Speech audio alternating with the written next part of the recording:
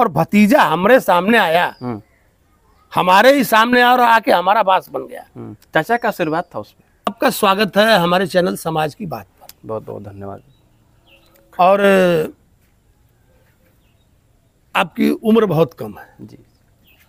तो हमने देखा कि भाई इतनी कम उम्र में आप राजनीति के क्षेत्र में आए हैं, तो क्या वजह रही इसकी?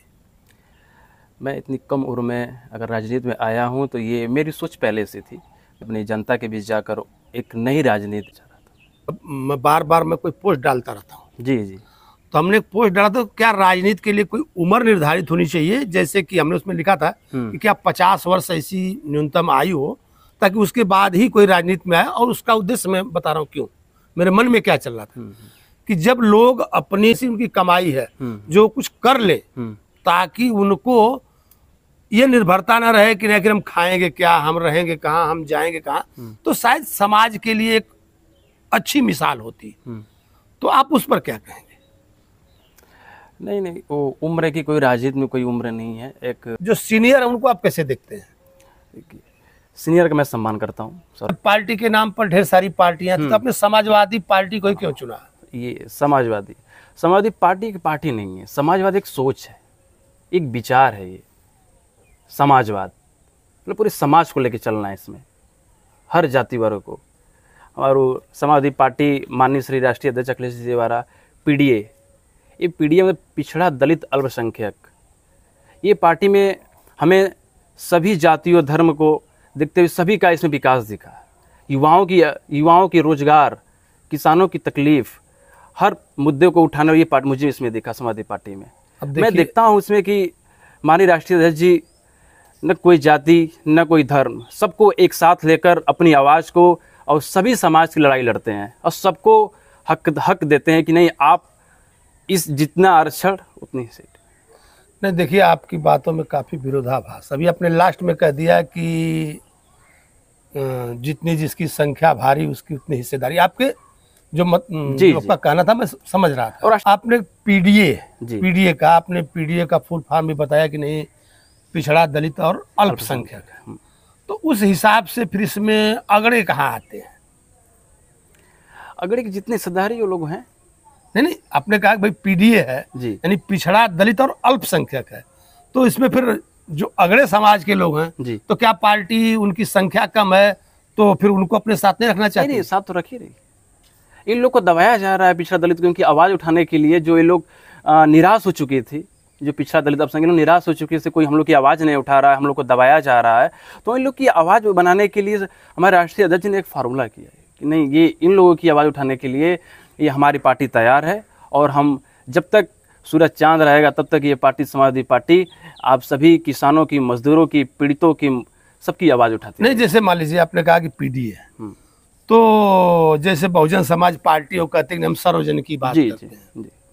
पहले वो खास जन की बात करती थी, फिर आगे चल के जब उसको लगा कि शायद हमारी नैया नहीं पार होगी, किसी विशेष जाति या विशेष समुदाय को लेकर के चलने से हमारा बेड़ा नहीं पार होगा, तो उन्होंने फिर ये नारा लगाया कि नहीं अब हम सबकी बात करते हैं।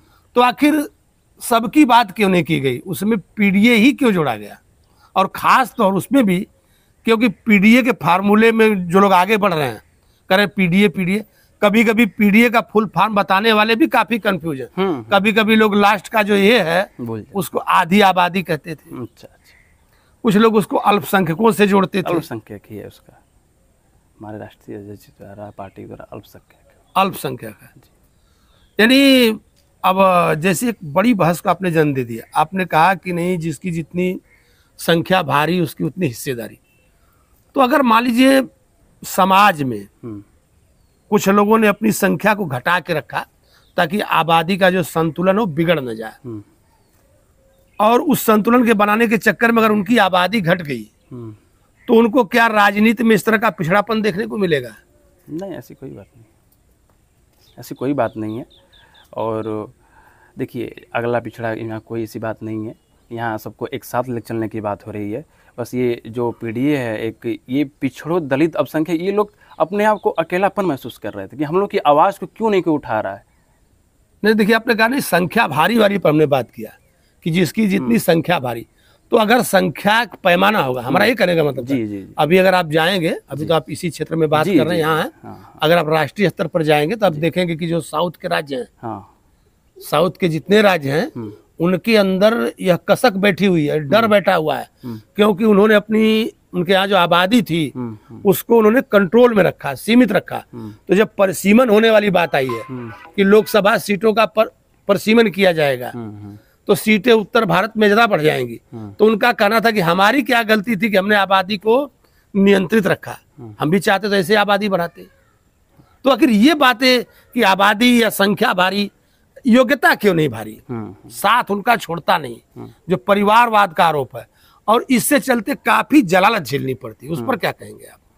नहीं नहीं, ये भाजपा के लोगों का परिवारवाद एक ना ये लोग लगाते हैं, और कोई दल नहीं लगाता है। और उसमें आप वो क्यों नहीं देखते हैं अपने में? उनमें भी परिवारवाद है, बहुत जगह परिवारवाद है, ये आपको भी पता है, पर आप बोलेंगे नहीं। आपको भी पता है कि परिवारवाद हर जगह है। देखिए नहीं, देखिए आपने देखिए, एक मिनट रुके, परिवारवाद है। नहीं, रुक जाइए। आपने हमसे कहा कि आप बोलेंगे नहीं, मैं बोलूंगा। देखिए हमारा क्या है, हमको किसी पार्टी विशेष से कोई लेना देना नहीं है, मैं बोलूंगा। लेकिन परिवारवाद की जो परिभाषा होती है, जी, जैसे अभी आप कहेंगे कि नहीं भाई भाजपा में भी कई लोग हैं, कहेंगे कि कल्याण सिंह के लड़के हैं, वो विधायक हैं, अमित शाह जी हैं और गृह मंत्री हमारे। नहीं, अमित शाह के लड़के, चलिए बीसीसीआई वो तो अलग चीज है, वो खेल का चीज है। और लोग हैं, अनुराग ठाकुर हैं, बोले उनके पिताजी ये थे, फलाना के पिताजी, ऐसे तमाम उदाहरण आप दे देंगे। तमाम। लेकिन जो उसकी खास बात थी, जिस पर वो लोग परिवारवाद के निशाने पर आते हैं, उनका कहना था कि राष्ट्रीय अध्यक्ष आप अमन यादव बिक्की जी हैं, तो क्या हम आगे चल करके अमन यादव को समाजवादी का राष्ट्रीय अध्यक्ष देख सकते हैं? देखिए, पार्टी चलाना बहुत बड़ी बात है, ये समाजवादी पार्टी कोई भी और हम, हमारी अगर योग्यता होगी, उस योग्य होंगे, अगर हमारी योग्यता होगी, और किसी भी जाति का हो, अगर योग्यता हो उस, तो वो बन सकता है। नहीं, बिल्कुल नहीं, आपने सही कहा। पार्टी हमारे समाज में, रुके एक मिनट रुके जरा सा, आपने बिल्कुल सही कहा कि योग्यता होगी तो बन सकता है। लेकिन आप इतिहास उठा के देख लीजिए, ऐसा हुआ नहीं। कभी पिता के बाद पुत्र, राष्ट्रीय अध्यक्ष श्री अखिलेश यादव जी, तो क्या उनसे काबिल लोग नहीं है पार्टी के अंदर? देखिए, समाजवादी पार्टी में हर जाति वर्ग, हर धर्म के लोग हैं, और उन लोगों ने अपना भविष्य और उत्तर प्रदेश का भविष्य और पार्टी का भविष्य माननीय राष्ट्रीय श्री अखिलेश यादव ने देखा होगा। सभी जातियों हैं उसमें, ऐसा नहीं कि केवल पार्टी यादव है, यादव की पार्टी से तो है नहीं, वो सभी जाति की पार्टी। उसमें प्रजापति भी लोग हैं, विश्वकर्मा जी भी लोग हैं, पांडे जी लोग हैं, मिश्रा जी भी लोग हैं। नहीं, वो आपका कहना सही है, मैं वो नहीं कह रहा था। मैं क्या कह रहा था कि जैसे जो पार्टियां इल्जाम लगाती है, जैसे भाजपा बार बार कहती है कि परिवारवादी लोग हैं, जी, परिवारवादी, तो उनका कहना था कि हमारे में तो कभी राजनाथ अध्यक्ष थे, तो कभी नड्डा हुए, तो कभी अमित शाह हुए, तो कभी कोई और बन सकता है, हमारे में कोई और। लेकिन इनके यहाँ वैकेंसी नहीं है, लोग कहते हैं कि नो वैकेंसी। अगर सीएम होगा, नहीं, जो देखने में आया, ठीक है, देखने में आया, पर अंदर से वो देखने में जो दिखता है, जो सीएम बना है, आपने देखा होगा काफी लड़ाई थी, चाचा भतीजे की लड़ाई को भी आपने बहुत देखा होगा। नहीं, वो परिवार की बात नहीं करते हैं। अगर वहाँ पिता के बाद पुत्र की बात नहीं थी, तो चाचा क्या बुरे थे? जरूरी नहीं है कि ये जो लड़ाई हुई है ये राजनीतिक लड़ाई हो, ऐसा तो नहीं है ना। नहीं, जैसे अगर मान लीजिए चाचा ने परिवार की बात है, आज साथ साथ चाचा और भतीजे साथ हैं। नहीं, सुनिए जरा सा, देखिए वो तो होता क्या है, जब और उसका रिजल्ट दोनों लोग साथ रहकर, उसका रिजल्ट हम लोग लोकसभा चुनाव में देखा है। नहीं, आप उस बात को जरा सा देखिए, इस तरीके से देखिए कि जब चाचा ये कहते थे कि नहीं, हमने इस पार्टी के लिए अपना सर्व कुछ दिया, शुरू से लेकर के किया, और भतीजा हमारे सामने आया, हमारे ही सामने और आके हमारा बास बन गया। चाचा का आशीर्वाद था उसमें, चाचा का भी आशीर्वाद था, ऐसे कुछ नहीं, उसमें चाचा का भी आशीर्वाद था। तो फिर चाचा अलग पार्टी क्यों बनाए, या चाचा ने ऐसा क्यों किया? वो अंदरूनी मतभेद रहा होगा, पारिवारिक बात नहीं आती है। चाचा का आशीर्वाद था तभी तो सीएम बने। प्रत्याशी सादात तृतीय क्षेत्र से बना, अपने आप को बता रहे थे जी कि आप अगर पार्टी ने आपको टिकट दिया तो आप अपने जो क्षेत्र है आपका सादात तृतीय क्षेत्र है, इसमें कहाँ पर क्या दिक्कत है, उसको कैसे देखते हैं? देखिए, बहुत अच्छा आपने प्रश्न किया, और मैं हर दिन मैं क्षेत्र में घूमता हूँ अपने, मेरा 23 गांव का चुनाव है, मैं हर करीब हर गांव में 2-3 गांव डेली में कभी कवर कर लेता हूं डेली। और जहां तक मैं देखता हूं कि किसान की समस्या बहुत ज़्यादा, मैं जाता हूं जहीं भी किसी गांव में कि भैया ये नहर नहीं आ रही है, और नहर से लोग उम्मीद भी छोड़ चुके हैं। और जो नहर के आसपास जो खेत हैं, किसान लोग हैं, उनको बहुत उम्मीद रहती है कि नहर आएगी तो फसल उगेगी हमारी, और उनके नहर ना आने के कारण फसलें ख़त्म हो जाती हैं सब। और मैं जो यह हमारे नहर है हमारे यहाँ, उसका प्रस्ताव दिया गया, फिर भी नहर नहीं आई। और सुनने में आ रहा था, वहाँ के लोग बता रहे थे, जनता की नहर में पानी नहीं आया। हाँ, उसमें जनता बता रही थी आसपास जो जिनका खेत है, जो वहाँ के लोग हैं, कि इसको नाला घोषित कर दिया गया है नहर को, ऐसा सुनने में आया। मतलब नहर को नाला बता दिया। अब नाला बताइए, वो कहाँ पानी आएगा, कैसे? तो आखिर अगर आप राजनीति में हैं तो आपको इसके लिए प्रदर्शन करना चाहिए, लोगों को लेकर के आना चाहिए। हमने प्रस्ताव दिया, हम लोग ने गया वहाँ पे, कुछ लोग साथी गए भी, प्रस्ताव दिए उन्होंने, कोई सुनवाई नहीं हुई। कोई सुनवाई नहीं होती है इस सरकार में, कहाँ सुनवाई होती है किसान की? नहर तो कोऑपरेटिव पे जाके, हमारे यहाँ पर कोऑपरेटिव समिति है, वहाँ पे जाके देख लीजिए खाद का, यानी यूरिया की किल्लत। नहीं, यूरिया पानी की और खाद की भी किल्लत है, सरकार और किसान परेशान है। हाँ, मैंने देखा, आप गए थे, मुझे बहुत खुशी हुई कि आपने किसानों की आवाज़ उठाया। मैं आपके इसका बहुत धन्यवाद करता हूँ, बहुत धन्यवाद करता हूँ मैं आपका। और अच्छा, एक चीज़ और देखना चाहिए, क्योंकि ये जनता ही ने उनको बैठाई उस पे है। एक चीज़ और छूट गई,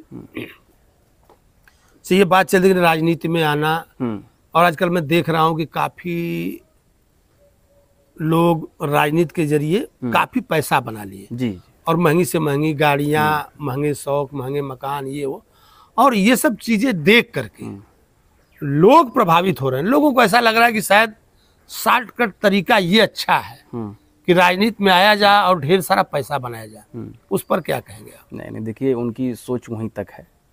वो लोग, जिन लोगों ने ऐसा किया होगा, वो उनकी वही सोच है। और 5 साल ना, उनका कार्यकाल तो 5 साल होता है, फिर जनता के ऊपर है, जनता फिर बदल देगी। तो मैं घूम रहा हूँ और मैं जनता को भी देख रहा हूँ, लोगों का कहना था कि जो लोग राजनीति कर रहे हैं, इसमें से कुछ लोग तुरंत उनसे मिलते हैं तो कुछ ना कुछ खाने की, कुछ ना कुछ पीने की, और मैं देखो शराब का प्रचलन इतना बढ़ता जा रहा है कि मैं जहाँ भी देख रहा हूँ कि लोग आ रहे हैं, देख रहे हैं, बोले हमको शराब पिलाओ, ये को। तो जनता कहाँ तक दोषी है उसमें? देखिए, जनता, ये आदत तो जो राजनीतिक चुनाव लड़ रहे हैं उसी ने पकड़ाई है। तो कहते हैं कुछ लोग कि नहीं, ये कोई शराब नहीं मांगता है, ये आपके ऊपर है कि नहीं, आप पहले ही जाते होंगे, दिखा देते होंगे। और शराब बहुत अच्छी मतलब आपका कहना है कि जो लोग राजनीति कर रहे हैं, जो लोग हैं, तो ये लोग खुद से उनको आदत पकड़वाते हैं कि आप आइए और हमसे लीजिए। शराब जनता तो ही मांगते, हमसे तो कोई नहीं मांगा। हमारा तो 23 गाँव का चुनाव है, चलो 1 गाँव नहीं, 2 गाँव नहीं, 23 गाँव में कोई नहीं मांगा हमसे। हमें बहुत खुशी होती है। हम तो कहते हैं कलम मांगी है हमसे, किताब मांगी है हमसे, हम देंगे, और हमने दिया भी है। अम्बेडकर जयंती पे मैंने एक गाँव है पचई पट्टी बगल में, वहाँ पे मैंने कापियाँ बांटी, कलम बांटे, पेंसिल बांटी। किसान का, नहर का जरूर उठाइएगा आप, मेरी आपसे विनती है, नहर का जरूर उठाइएगा। बिल्कुल, देखिए, और ये खाद वाला एक बार और, यूरिया खाद भाई देखिए, हमारा क्या है कि कभी कभी होता ना, कुछ लोग, अब आपने हमसे कह दिया तो मैं अपनी भी बात बता देता हूँ। कुछ लोग एक टैग लगाते हैं कि भाई फला पत्रकार फला के फेवर वाले हैं, फला पत्रकार फला पार्टी को फेवर करते हैं। लेकिन आप हमारे सारे वीडियो उठा के देखेंगे नहीं, तो हमारे चैनल का नाम है समाज की बात, हम उस समाज की बात करते हैं। और हमको कुछ चाहिए नहीं, हमको कुछ चाहिए नहीं, हम बात समाज की करते हैं। सरकार की अगर उससे मान लीजिए कहीं आलोचना करनी है तो हम उसकी आलोचना करते हैं, लेकिन अगर कुछ काम अच्छे हैं तो हम उसकी तारीफ भी करते हैं। ये नहीं कि हम वो पकड़ के चलेंगे, नहीं, हमको सरकार की सिर्फ आलोचना करनी है। मैं देखा हूँ आपके चैनल में कि आपने स्टेशन पे गंदगी थी, वहाँ पे जाया, आपने आवाज़ उठाया और सरकार के खिलाफ बोला। बहुत अच्छा लगा कि नहीं, आप जनता की आवाज़, जो तकलीफ समस्या उसको उठाते हैं। कि आप कापी कलम बांट रहे हैं जी, तो आखिर इस जो सारी व्यवस्था, इसका इंतजाम कहाँ से होगा? जो चीज़ें हैं बांटी जाएगी। हमने इसके लिए कहा था कि राजनीति में आने की एक उम्र निश्चित होनी चाहिए, ताकि व्यक्ति कुछ, उन्हीं के पैसों से जितना मेरे से हो सकता है मैं उतना करता हूँ लोगों के लिए। चलिए, आपका बहुत बहुत धन्यवाद।